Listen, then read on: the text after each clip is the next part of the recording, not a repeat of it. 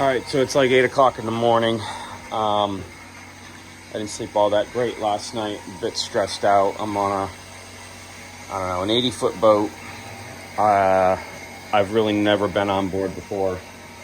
I've run it just the other day for about an hour just to fuel up. And it's an Italian-built boat. And everything is in Italian. All the systems are completely different. Nothing makes a lot of sense. All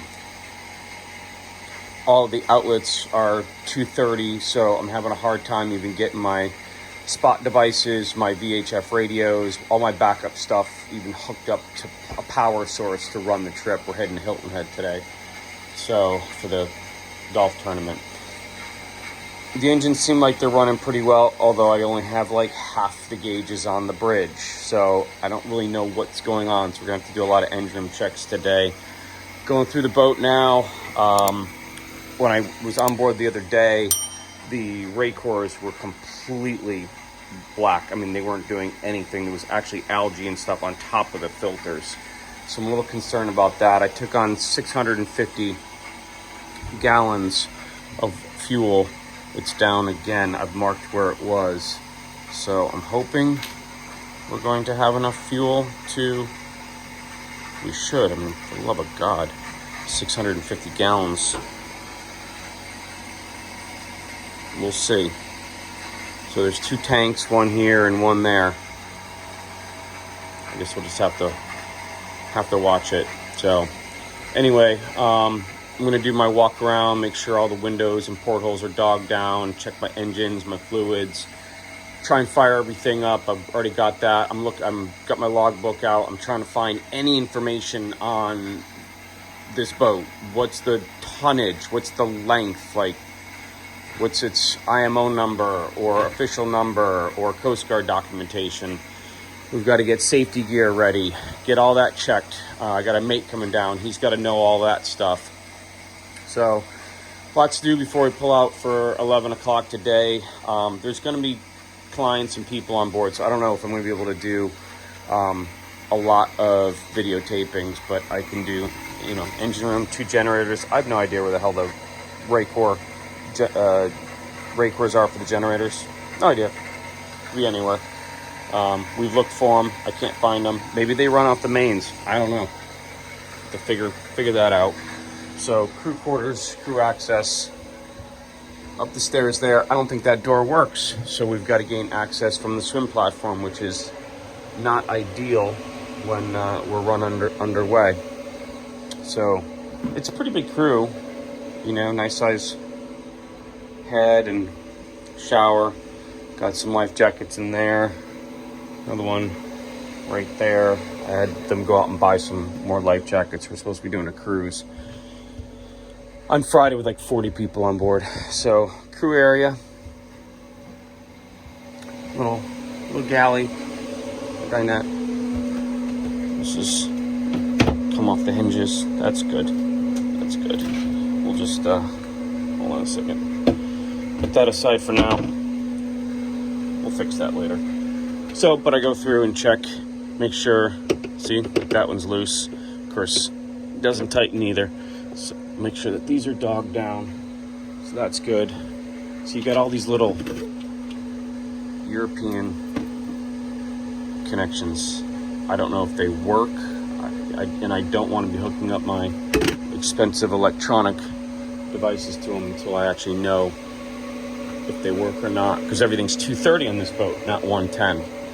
So anyway, the generator's right there. I'm going to go through and just check the systems and make sure everything's all right, as far as I can tell. And then we're getting on our way around 11 o'clock. I got some backup ray cores that I bought the other day because those were shot.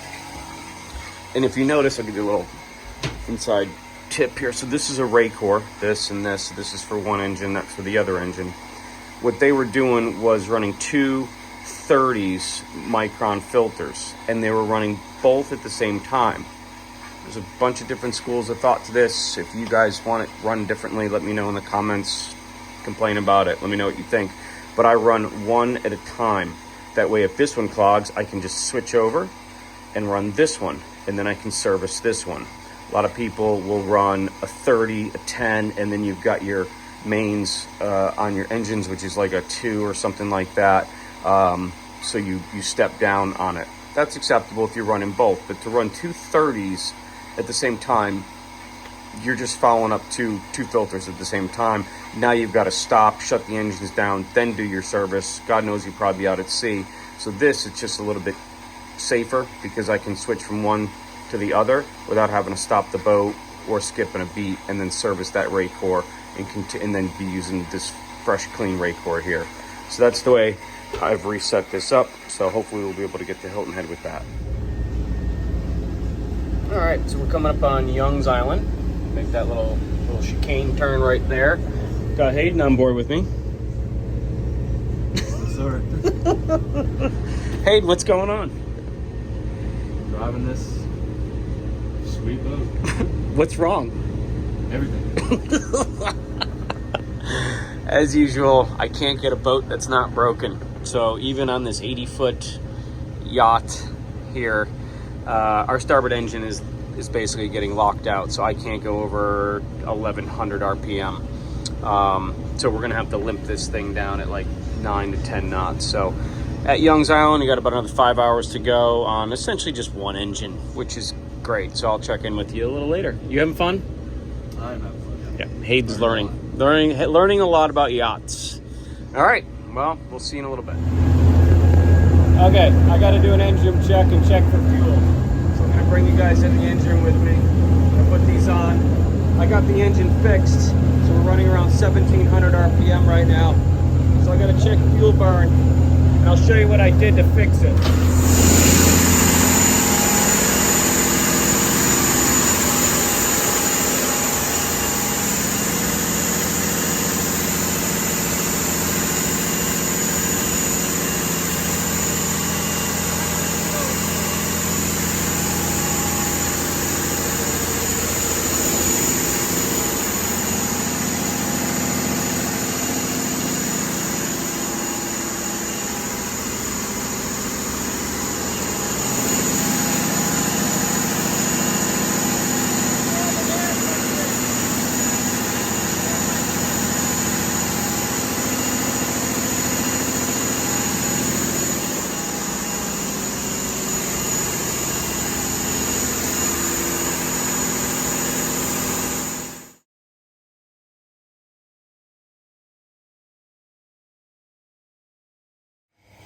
All right, it's about 8 o'clock. Finally made it to Hilton Head. So now that the engine's quiet, let me show you what was happening here. So this is a solenoid here, and it was releasing from here, or it's just wiggling its way out. Something's not right in this system. It's either out of alignment, or this thing keeps on releasing, and then this drops. And there's a baffle in here that folds down, which doesn't allow the air to go into the turbos, which was limiting our speed and our fuel consumption, so I could only go 1000 RPM. So I tied it up using a AC cable and put it into the vise, and the rest of it's just draped on the floor here, and that's it. So easiest way to tie it off and to make sure that it didn't get loose from here. Made it the rest of the way, and we'll run the rest of the trip like that. So that's what we call good old Yankee engineering right there. But it worked, and everything seems to be fine.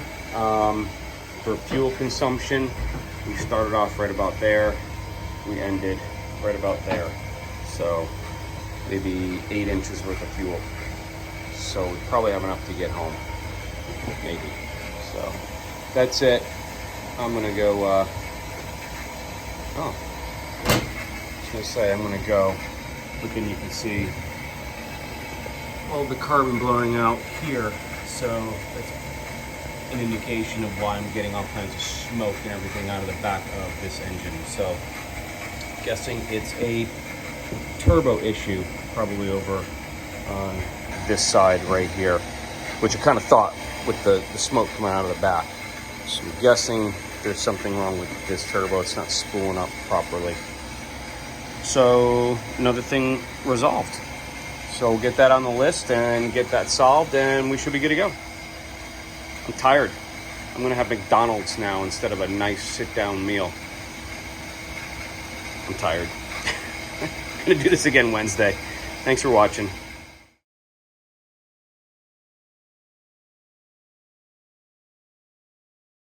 That's not my understanding. Okay, so just got out of Hilton Head.